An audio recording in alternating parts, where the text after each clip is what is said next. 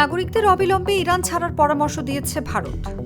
সোমবার এই সংক্রান্ত নির্দেশনা জারি করে তেহরানে অবস্থিত ভারতীয় দূতাবাস। নির্দেশনায় বলা হয়েছে, ইরানে অবস্থানরত ভারতীয় নাগরিক, শিক্ষার্থী, তীর্থযাত্রী, ব্যবসায়ী বা পর্যটকদের বাণিজ্যিক ফ্লাইট সহ যেকোনো প্রাপ্তিযোগ্য পরিবহন ব্যবস্থায় যত দ্রুত সম্ভব দেশটি ত্যাগ করা উচিত।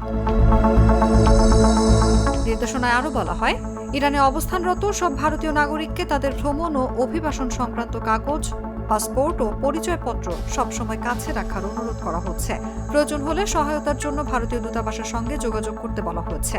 ভারতীয় দূতাবাস পুনরায় সতর্ক করে জানিয়েছে, ইরানে অবস্থানরত সব ভারতীয় নাগরিক ও ভারতীয় বংশোদ্ভূত ব্যক্তিদের অত্যন্ত সতর্ক থাকতে হবে।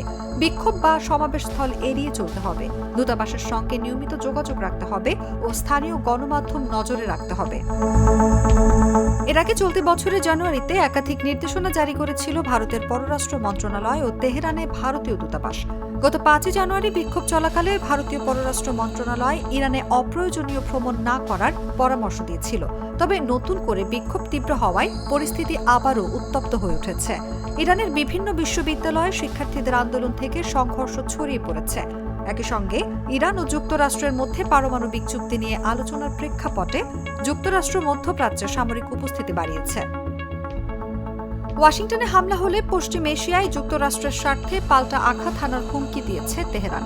অন্যদিকে ইরানি কর্মকর্তারা আশা করছেন, বৃহস্পতিবার যুক্তরাষ্ট্রের প্রতিনিধিদের সঙ্গে আলোচনায় অগ্রগতি হলে নতুন করে সংঘাতের ঝুঁকি কমতে পারে।